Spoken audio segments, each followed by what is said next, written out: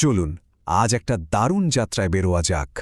আমরা সময়ের চাকাকে ঘুরিয়ে একদম পেছনে ফিরে যাব, সেই সময়ে যখন রসায়ন সবেমাত্র তার পথ চলা শুরু করছে। দেখব কিভাবে সেকালের বিজ্ঞানীরা সাধারণ কাঁচামাল থেকে একদম বিশুদ্ধ পদার্থ তৈরি করতেন। তাদের সেই সব কৌশলগুলোই আজ আমরা এক এক করে জানব।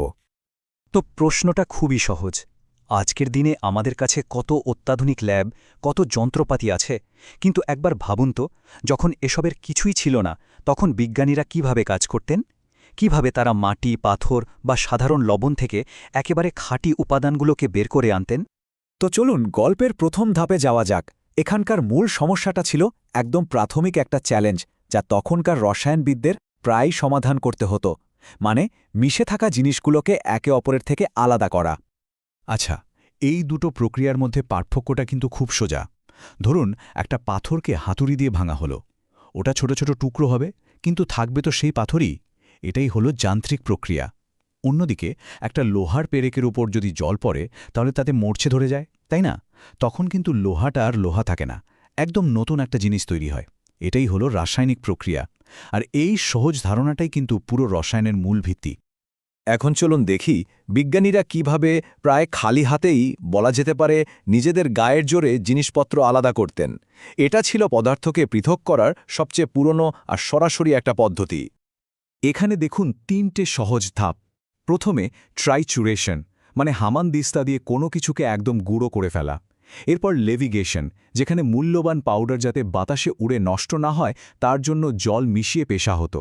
আর সবশেষে চালনি দিয়ে আকার অনুযায়ী সেগুলোকে আলাদা করা হতো। আর জানেন তো, সেই চালনিগুলো তৈরি হতো সিল্ক বা পশুর চামড়া দিয়ে। কি দারুণ বুদ্ধি, তাই না?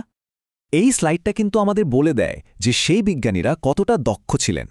তারা ঠিক জানতেন কোন কাজের জন্য কোন ধরনের হামানদিস্তা ব্যবহার করতে হবে, যেমন খুব শক্ত কিছুর জন্য লোহা বা পিতল, আবার অ্যাসিড জাতীয় কোনো জিনিসের জন্য কাঁচ বা পোর্সেলিন। ভাবুন তো, প্রত্যেকটা সরঞ্জাম কত ভেবেচিন্তে তারা বাছাই করতেন। শুধু গায়ের জোরে তো আর সব কাজ হয় না। তাই চলুন এবার একটু গভীরে যাই। এবার আমরা দেখব জল আর তাপের জাদু দিয়ে কিভাবে আরও সূক্ষ্মভাবে জিনিসপত্র আলাদা করা হতো। এটা ছিল বিশুদ্ধিকরণের পথে একটা বিরাট পদক্ষেপ। ১৯ শতকের রসায়নে এই দুটো শব্দের মধ্যে একটা বিশাল পার্থক্য ছিল। সলিউশন বা দ্রবণ মানে হলো শুধু মিশে যাওয়া, যেমন জলে চিনি মেশানো। চাইলেই তো জলটা ফুটিয়ে উড়িয়ে দিয়ে আবার চিনিটা ফেরত পাওয়া সম্ভব। কিন্তু ডিসলিউশন মানে হলো পুরোপুরি বদলে যাওয়া। ধরুন দুধে লেবুর রস দিলে ছানা হয়ে যায়, সেখান থেকে কি আর দুধ ফেরত পাওয়া যায়? যায় না। এটাই আসল রাসায়নিক পরিবর্তন। পরিস্রাবণ বা ফিল্টারেশন, এই শব্দটা আমাদের সবারই চেনা, তাই না? অনেকটা আমরা যেভাবে চা বা কফি বানাই ঠিক সেরকম। তরলটা নিচে চলে যায় আর কঠিন কণাগুলো উপরে আটকে থাকে। সেকালে বিজ্ঞানীরা এর জন্য বিশেষ ধরনের কাগজ বা পশমের কাপড় ব্যবহার করতেন।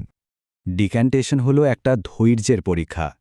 এখানে মিশ্রণটাকে ঘণ্টার পর ঘণ্টা একদম স্থিরভাবে রেখে দেওয়া হতো। তাতে ভারী কণাগুলো ধীরে ধীরে পাত্রের নিচে জমে যেত। তারপর খুব সাবধানে ওপর থেকে পরিষ্কার তরলটা অন্য একটা পাত্রে ঢেলে নেওয়া হতো। কিন্তু প্রশ্ন হল, ফিল্ট্রেশনের মতো দ্রুত পদ্ধতি থাকতেও এত সময় নষ্ট করার কি দরকার ছিল? এই প্রশ্নটাই ভাবার মতো। যদি ফিল্ট্রেশন অনেক দ্রুত কাজ করে, তাহলে কোনো রসায়নবিদ কেন ঘণ্টার পর ঘণ্টা অপেক্ষা করে ডিক্যান্টেশনের মতো একটা ধীর আর কষ্টকর পদ্ধতি ব্যবহার করবেন? এর পেছনে নিশ্চয়ই খুব গুরুত্বপূর্ণ কোনো কারণ ছিল।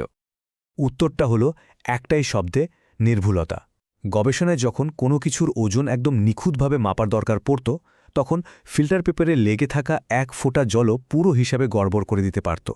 এই সামান্য ভুল এড়ানোর জন্যই তারা এত ধৈর্য ধরে ডিক্যান্টেশন করতেন। এটাও তাদের কাজের প্রতি নিষ্ঠার একটা অসাধারণ প্রমাণ, তাই না? পাতন বা ডিস্টিলেশন, এটা তো এক কথায় একটা জাদুই বলতে পারেন।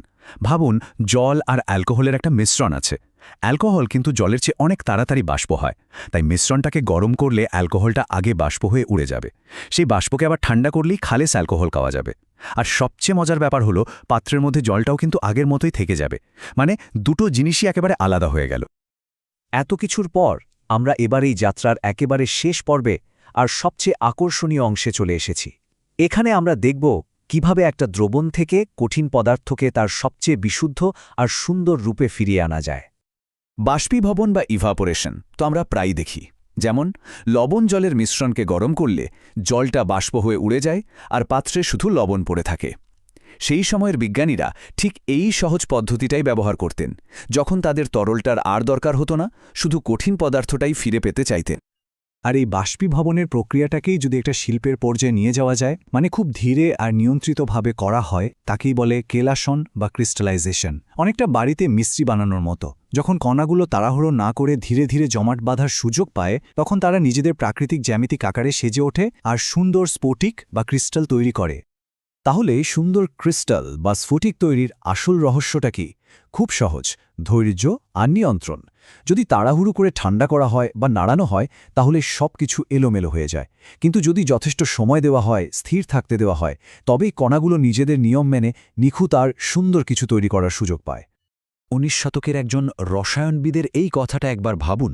তারা বুঝতে পারছিলেন যে এত পরিশ্রম করে তারা যে ক্ষুদ্রতম কণাটা তৈরি করছেন, সেটাও আসলে অদৃশ্য পারমাণবিক জগতের তুলনায় একটা পর্বতের সমান।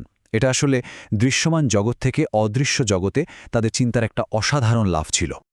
ভাবতে পারেন 200 বছরেরও বেশি সময় পেরিয়ে গেছে, কিন্তু সেই পুরনো দিনের কৌশলগুলো, পরিস্রাবণ, পাতন আর কেলাসন আজও পৃথিবীর সব আধুনিক রসায়ন ল্যাবে শেখানো আর ব্যবহার করা হয়।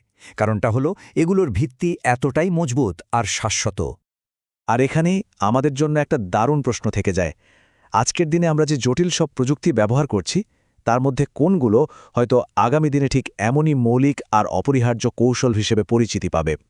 ইতিহাস থেকে বিজ্ঞান পর্যন্ত আবিষ্কারের এই চক্রটা সত্যিই ভাবনার বিষয়।